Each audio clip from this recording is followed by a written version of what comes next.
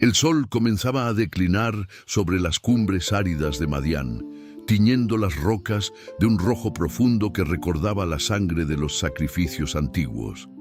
Moisés caminaba con paso lento pero firme, guiando a sus ovejas hacia las laderas más altas del monte Horeb. Su cayado, de madera vieja y pulida por el uso, golpeaba el suelo con un ritmo monótono que acompañaba sus pensamientos. A sus 80 años, el hombre que alguna vez fue príncipe de Egipto ya no buscaba la gloria de los imperios ni el brillo del oro. Su rostro, surcado por las arrugas del tiempo y la sabiduría del desierto, reflejaba una paz que solo se encuentra cuando uno se ha despojado de todas las máscaras. Para Moisés, el mundo se había reducido al balido de sus ovejas, al aroma del tomillo silvestre y a la mirada amorosa de Séfora al final de cada jornada. Sin embargo, aquel día, la montaña parecía vibrar con una energía distinta, un silencio tan denso que se sentía como una presencia física acechando entre los riscos. Antes de que descubramos el misterio que aguarda en la cumbre y cómo una simple planta cambiará el destino de millones, quiero invitarte a ser parte de este viaje de fe. Si crees que Dios tiene el poder de llamar a cualquiera sin importar su pasado o su edad, suscríbete a nuestro canal ahora mismo. Activa la campana de notificaciones para no perderte ni un segundo de esta saga épica y déjanos un comentario con la frase «Dios me llamó». Tu interacción nos ayuda a llevar esta palabra de esperanza a todo el mundo. Ahora respira profundo y acompáñame al pie del Monte Santo, donde la realidad está a punto de colisionar con lo sobrenatural. Moisés alejó al rebaño hacia la parte posterior del desierto, buscando pastos frescos que crecían cerca de las sombras de las grandes rocas. El Horeb, conocido por los lugareños como el Monte de Dios, se alzaba ante él como un gigante de piedra, guardando secretos milenarios. Mientras avanzaba, sus ojos captaron algo inusual. Entre los arbustos secos que salpicaban la ladera, una luz intensa comenzó a parpadear. Al principio, pensó que se trataba del reflejo del sol sobre un cristal o una veta de mica, pero a medida que se acercaba, la luz se transformó en una llama viva. Era una zarza, un arbusto común y espinoso, envuelto por completo en un fuego ardiente. Pero había algo que desafiaba toda lógica. Las llamas bailaban entre las hojas verdes. El humo no se elevaba y las ramas no se convertían en cenizas. El fuego ardía con una pureza sobrenatural, iluminando la roca con una claridad que no pertenecía a este mundo. Curioso y asombrado, Moisés detuvo su paso. En sus décadas como pastor, había visto incendios forestales y hogueras de campamento, pero nunca nada parecido a esta combustión eterna. «Iré ahora y veré esta gran visión», se dijo a sí mismo, dejando atrás la seguridad de su rebaño para caminar hacia el centro del misterio. Sus sandalias crujían sobre la grava mientras su corazón latía con una mezcla de temor y fascinación. Al acercarse a pocos metros de la planta encendida, el calor no quemaba su piel, sino que infundía un respeto profundo en sus huesos. De repente, una voz surgió del centro mismo de la zarza, una voz que no vibraba en el aire, sino que resonaba directamente en las fibras de su ser. «Moisés, Moisés», clamó la voz, rompiendo un silencio de siglos. El anciano pastor se detuvo en seco, sintiendo que el aliento se escapaba de sus pulmones. «Aquí estoy», respondió en un susurro cargado de reverencia, sin saber que en ese instante el pastor de Madián estaba dejando de existir para dar paso al profeta de las naciones. «No te acerques», ordenó la voz, con una autoridad que hizo temblar el suelo bajo sus pies. «Quita las sandalias de tus pies, porque el lugar en que tú estás, tierra santa es». Con manos temblorosas, Moisés desató las correas de su calzado, sintiendo la frialdad de la tierra contra su piel desnuda. Era un acto de despojo, una señal de humildad ante la presencia del Creador. «Yo soy el Dios de tu padre», continuó la voz desde el fuego, «el Dios de Abraham, el Dios de Isaac y el Dios de Jacob». Al escuchar esos nombres, Moisés cubrió su rostro con su manto, temeroso de mirar la gloria divina. La historia de sus antepasados, las promesas de una tierra propia y el pacto de sangre que su madre le había enseñado en su infancia, todo cobró vida en medio de aquel fuego que no se consumía. Dios no se había olvidado de su pueblo. El tiempo de la preparación silenciosa había terminado, y el hombre que una vez huyó de Egipto estaba a punto de ser enviado de vuelta al corazón del imperio.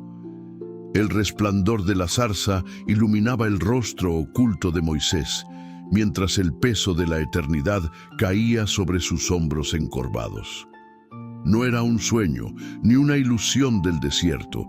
Era el Creador del universo rompiendo el silencio para hablar con un hombre que se consideraba olvidado. «Bien he visto la aflicción de mi pueblo que está en Egipto», dijo la voz, y cada palabra era como un trueno de justicia que resonaba en el pecho del pastor. Dios no solo había escuchado los gemidos bajo el látigo, sino que conocía su dolor en lo más profundo. «He descendido para librarlos de mano de los egipcios», continuó la voz, «y para sacarlos de aquella tierra a una tierra buena y ancha, a una tierra que fluye leche y miel». Moisés, bajo su manto, sentía una mezcla de alivio y terror. El Dios de sus padres finalmente intervendría, la justicia llegaría a las riberas del Nilo. Sin embargo, lo que escuchó a continuación fue el golpe más fuerte que sus 80 años de vida habían recibido. «Ven, por tanto, ahora, y te enviaré a Faraón, para que saques de Egipto a mi pueblo, los hijos de Israel». En ese instante, la paz que Moisés había construido en Madián se hizo añicos. La imagen de las pirámides, del ejército egipcio y del trono que una vez pudo ser suyo, regresó con una violencia aterradora. «¿Quién soy yo?», preguntó Moisés con una voz quebrada por la inseguridad. «¿Quién soy yo para que vaya a Faraón y saque de Egipto a los hijos de Israel?» Moisés ya no se veía como el príncipe valiente que mató a un egipcio, sino como un anciano pastor que apenas podía lidiar con sus propias dudas. El desierto lo había vuelto humilde, pero ahora esa humildad se convertía en un muro de miedo. Pero la respuesta divina no se centró en la capacidad de Moisés, sino en la fidelidad de quien lo llamaba. «Ve, porque yo estaré contigo». Moisés, buscando una salida a la misión imposible, hizo una pregunta que revelaba su sed de conocer la esencia de aquel que le hablaba. «Si voy a los hijos de Israel y me preguntan cuál es tu nombre, ¿qué les responderé?». Fue entonces cuando el fuego de la zarza pareció intensificarse, y la montaña entera se llenó de una majestad inabarcable. «Yo soy el que soy», respondió Dios. «Así dirás a los hijos de Israel: yo soy, me envió a vosotros». No era un Dios con nombre limitado como los ídolos de Egipto. Era la existencia misma, el soberano de todo lo visible e invisible. Pero el miedo de Moisés era una raíz profunda. «Y si no me creen», insistió, «¿y si dicen que el Señor no se me ha aparecido?». Dios, con una paciencia infinita, decidió mostrarle que el poder no residiría en sus palabras, sino en la señal que portaba en su propia mano. «¿Qué es eso que tienes en tu mano?», preguntó el Señor. «Una vara», respondió Moisés, refiriéndose a su cayado de madera, su única herramienta de trabajo. «Échala en tierra», ordenó Dios. Al hacerlo, la madera inerte cobró en vida, retorciéndose y convirtiéndose en una serpiente real que siseaba en el suelo. Moisés huyó de ella por puro instinto, pero la voz le ordenó: «Extiende tu mano y tómala por la cola».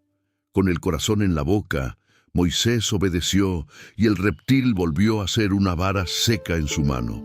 Luego, Dios le pidió que pusiera su mano en su seno, y al sacarla, estaba cubierta de lepra, blanca como la nieve. Al repetir el acto por orden divina, la carne volvió a estar sana. Eran señales de que el Dios que controla la vida y la muerte, el que transforma la materia y sana las plagas, estaba con él. Aún así, Moisés lanzó su último y más desesperado ruego: «Señor, nunca he sido hombre de fácil palabra, soy tardo en el habla y torpe de lengua». La respuesta de Dios fue un recordatorio de quién es el arquitecto del ser humano, quién dio la boca al hombre. ¿No soy yo el Señor? Ahora pues, ve, y yo estaré con tu boca, y te enseñaré lo que hayas de hablar. El silencio que siguió a las palabras de Dios era tan profundo que Moisés podía escuchar el crepitar de la zarza, un fuego que desafiaba todas las leyes de la naturaleza. Sin embargo, a pesar de las señales, a pesar de la vara que se convertía en serpiente y de la mano que sanaba de la lepra, el corazón de Moisés seguía librando una batalla feroz. El peso de Egipto era una sombra que 40 años de desierto no habían logrado borrar por completo. «¡Ay, Señor!», exclamó finalmente, postrado sobre la Tierra Santa. «Envía, te ruego, por medio de otro». Fue en ese momento cuando la paciencia divina se encontró con la justicia. La ira del Señor se encendió contra la incredulidad de Moisés, no para destruirlo, sino para sacudir los cimientos de su miedo. «¿No conozco yo a tu hermano Aarón, el levita?», dijo la voz. «Yo sé que él habla bien. Él saldrá a tu encuentro y tú pondrás las palabras en su boca». Moisés comprendió entonces que no había escapatoria. Dios no buscaba a un hombre perfecto, sino a un hombre rendido. Con la vara de Dios, en su mano, una vara que ya no era solo un instrumento de pastor, sino un cetro de autoridad divina, Moisés descendió del monte Horeb. Sus pies, aún descalzos por la reverencia, sentían la frialdad de la tarde, pero su espíritu ardía con un fuego que la zarza le había contagiado. Regresó a la tienda de Jetro, su suegro, con el rostro transfigurado. No hubo necesidad de grandes explicaciones. Jetro, hombre de sabiduría espiritual, percibió que el hombre que había salido por la mañana a cuidar ovejas ya no era el mismo que regresaba. «Vete en paz», le dijo Jetro cuando Moisés le pidió permiso para volver a Egipto y ver si sus hermanos aún vivían. El permiso humano sellaba lo que el mandato divino ya había ordenado. Moisés tomó a su esposa Séfora y a sus hijos, los montó sobre un asno y emprendió el camino hacia el oeste, hacia la tierra de su nacimiento, hacia el corazón del imperio que una vez lo condenó a muerte. El viaje de regreso fue una travesía de contrastes. Por un lado, la nostalgia de dejar la paz de Madián. Por otro, la urgencia de una misión que superaba sus fuerzas. En el camino, en una posada del desierto, un evento misterioso y aterrador le recordó a Moisés que el Dios que lo enviaba era un Dios de pactos y santidad. Séfora, en un acto de valentía y comprensión espiritual, intervino para salvar la vida de su esposo, recordándole que la obediencia a las promesas antiguas era el único escudo contra la justicia de Dios. Mientras tanto, en las lejanas tierras del Nilo, Aarón recibía una instrucción divina: «Ve al desierto a recibir a Moisés». El encuentro de los dos hermanos en el monte de Dios fue un estallido de lágrimas y esperanza. Moisés le contó todas las palabras que el Señor le había encomendado y todas las señales que le había mandado hacer. Dos hombres, uno con la palabra y el otro con la vara, estaban a punto de presentarse ante la mayor potencia del mundo antiguo para decir lo impensable: «Deja ir a mi pueblo». ¿Qué sucederá cuando el Antiguo príncipe, entré de nuevo en los salones de mármol de Egipto, pero esta vez con el polvo del desierto y la autoridad del Altísimo. Moisés ha aceptado el llamado, pero el camino hacia la libertad estará pavimentado con desafíos que pondrán a prueba su fe y la paciencia de toda una nación. El miedo ha sido vencido por el fuego, pero la batalla real apenas comienza. No te pierdas nuestro próximo episodio, Regreso a Egipto, donde Moisés y Aarón se enfrentarán cara a cara con el faraón. Veremos cómo el orgullo del rey se convierte en un muro de piedra y cómo la carga sobre los hebreos se vuelve insoportable antes de que llegue la liberación. El primer choque entre el Dios de Israel y los dioses de Egipto está por comenzar. Suscríbete para ser testigo de cómo el poder de Dios empieza a sacudir los cimientos de la esclavitud.